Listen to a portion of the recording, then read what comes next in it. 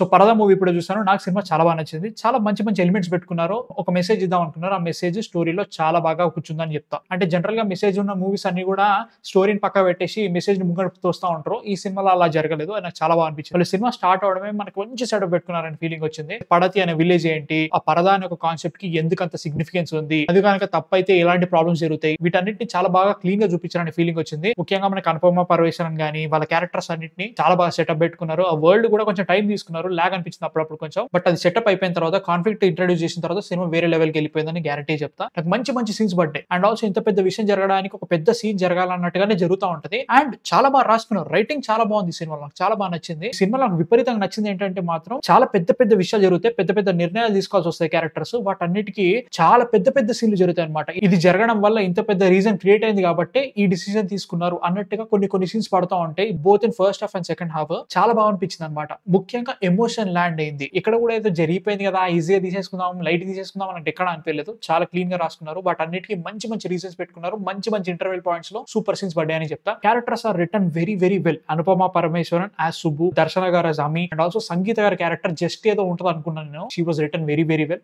మస్త్ అనిపించింది. ఆమె కొన్ని సీన్స్ కూడా కొంచెం కామెడీ వైపు వెళ్ళినా కానీ పెద్ద పెద్ద సీన్స్ లలో ఆమె పర్ఫార్మెన్స్ చాలా బాగుందని ఫీలింగ్ వచ్చింది. బట్ మధ్యలో కొంచెం డబ్బింగ్ కొంచెం ఏందబ్బా అనే ఫీలింగ్ వచ్చినా కానీ చాలా బాగుంది. ముఖ్యంగా సంగీత గారు అండ్ ఆల్సో హర్షవర్ధన్ గారు వాళ్ళ హస్బెండ్ క్యారెక్టర్ వాళ్ళిద్దరి మధ్యలో కామెడీ సీన్స్ పడ్డే చాలా చాలా బాగా నచ్చింది. దర్శన క్యారెక్టర్ తో ఒక రకమైన ఐడియాలజీ క్రియేట్ చేశారు. అండ్ ఆల్సో ఇదికి మనకు అనుపమ గారితో కూడా ఇంకొక ఐడియాలజీ ఉంటది. వీటన్నిటిని ఎలా చూపిస్తారు అనుకున్నా, ఎందుకంటే కొంచెం క్లాషింగ్ ఐడియాలజీస్ వాటిని చాలా బాగా చూపించారనిపించింది. ముఖ్యంగా ఆడవాళ్ళకి సొసైటీ నుంచి వచ్చే ప్రెజర్స్, ఈక్వాలిటీలు, ఫెమినిజంలు ఇవన్నీ కరెక్టే ఉంటాయి. బట్ స్టిల్ ఇవన్నీ ఎవరు డిసైడ్ చేస్తారు? ఆడవాళ్ళే డిసైడ్ చేసుకుంటారా లేదంటే వాళ్ళ చుట్టుపక్కల ఉన్న సొసైటీ డిసైడ్ చేస్తా? వీటన్నిటిని మైక్రోస్కోపిక్ లెవెల్లో వెళ్ళి ఎక్స్ప్లోర్ చేసిన ఫీలింగ్ వచ్చింది అన్నట్టు. ముఖ్యంగా అనుపమ పరమేశ్వరన్ ఫెంటాస్టిక్ పర్ఫార్మెన్స్ పోయా మస్త్ అనిపించింది. స్టార్టింగ్ నుంచి ఎండింగ్ వరకు ఆమె పర్ఫార్మెన్స్ లాగిందని చెప్తా. ఎందుకంటే శుభు అనే క్యారెక్టర్ లో కొంచెం భయం ఉంటది, ఇన్నసెన్స్ ఉంటది. వీటన్నిటి మధ్యలో ఒక పెద్ద కాన్ఫ్లిక్ట్ వచ్చి చేరింది. ఇవన్నీ ఉన్నా కానీ ఇప్పుడు ఏం చేయాలని ఒక క్వెస్ట్ భావన ఉంటది. అది చాలా బాగా క్రియేట్ చేశారనిపించింది. ఎగ్జాక్ట్ కాంట్రాస్ట్ గా దర్శన గారి క్యారెక్టర్ అది నాకు చాలా బాగా నచ్చింది. అంటే మోడర్న్ ఉమెన్ ఎలా ఆలోచిస్తారో దాన్ని చాలా బాగా చూపించారనిపించింది. బట్ ఆమె జస్ట్ ఏదో పెట్టినట్టు అనిపించలేదు. ఆ క్యారెక్టర్ స్టోరీలో చాలా బాగా కుదిరింది.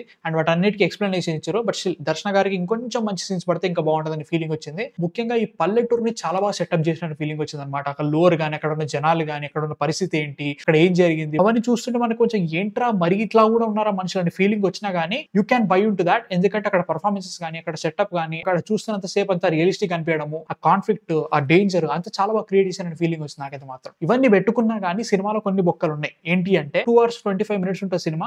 నాకు అక్కడ ఫస్ట్ హాఫ్ లో సెకండ్ హాఫ్ లో లాగ్ అనిపించింది. అరే అయిపోయింది, నాకు పాయింట్ అర్థమైపోయింది, ఇంకొంచెం ముంగడికి వెళ్ళిపోయాడు అనే ఫీలింగ్ వస్తూ ఉంటది. బట్ వాళ్ళు అక్కడ ఆగిపోతా ఉంటారు. ఇంకొక మోంటాజ్ సాంగ్ అని చెప్పేసి, ఇంకో 2 సీన్స్ అని చెప్పేసి ఉన్న పాయింట్ ని ఇంకా స్ట్రెచ్ చేశారనే ఫీలింగ్ వచ్చింది అన్నట్టు. అదే కాకుండా సాంగ్స్ చాలా ఉన్నాయి భయ్య. అంటే మోంటాజ్ సాంగ్స్ ఉన్నా కానీ 1-2 సాంగ్స్ ఎక్కువైపోయినాయి అనే ఫీలింగ్ వచ్చింది. బట్ స్టిల్ స్టోరీని ముంగడి తీసుకెళ్తున్నాయి. సో లెస్ కంప్లైంట్స్ అదొకటి అనుకున్నా కానీ కొన్ని సీన్స్ లో ఎమోషన్స్ కంటే సీన్స్ ముందు జంప్ అయిపోతా ఉంటాయి అనమాట. అక్కడ సీన్ జరిగిపోతా ఉంటది. ఎమోషన్ మనకి కరెక్ట్ కాదు. 2-3 సీన్స్ అయిన తర్వాత ఓహో ఇలా చెప్పాలనుకున్నారు అనే ఫీలింగ్ వచ్చింది కొన్ని సీన్స్. అదే కాకుండా ఎండింగ్ వచ్చిన తర్వాత టూ ప్రీచ్ వెళ్ళిపోయారా, అప్పటి వరకు స్టోరీలోనే తీసుకెళ్లారు కదా మెసేజ్ అంతా, సడన్ గా ఎందుకు అంత ఆన్ ద ఫేస్ చెప్తున్నారనే ఫీలింగ్ వచ్చింది. బట్ ఓవరాల్ గా సినిమా నాకు చాలా బాగా నచ్చింది. రాజేంద్ర ప్రసాద్ గారి బిట్ నాకు చాలా బాగా నచ్చింది. దాని స్టోరీకి చాలా బాగా పెట్టుకున్నారనే ఫీలింగ్ వచ్చింది. Cinematography and music were fantastic. ముఖ్యంగా ఎత్ర నార్యస్తు పూజ్యంతే దాని మీద ఒక మ్యూజిక్ బిట్ నడుస్తూ ఉంటది. That was fantastic done. చాలా బాగా అనిపించింది. ఓవరాల్ గా పరదాన్ని చాలా సర్ప్రైజ్ అయ్యాను. ఎంత బాగా నచ్చుతా అనుకోలేదు. It was really well done. Director Praveen కంట్రేగ్ లో లాస్ట్ మూవీ శుభం కంటే నాకు ఇది బాగా నచ్చింది. టెక్నికల్ ఇది డెన్స్ టాపిక్ చాలా బాగా తీసుకున్నారు. న్యూవాన్స్డ్ గా రాసుకున్నారు స్టోరీని. మంచి సీన్స్ పడ్డాయి. చాలా బాగా అనిపించింది నాకైతే మాత్రం. So ya these are my thoughts on Paradha. నాకైతే సినిమా నచ్చింది. మీరు చూసారా, చూడాలనుకున్నారా కింద కామెంట్స్ లో చెప్పండి.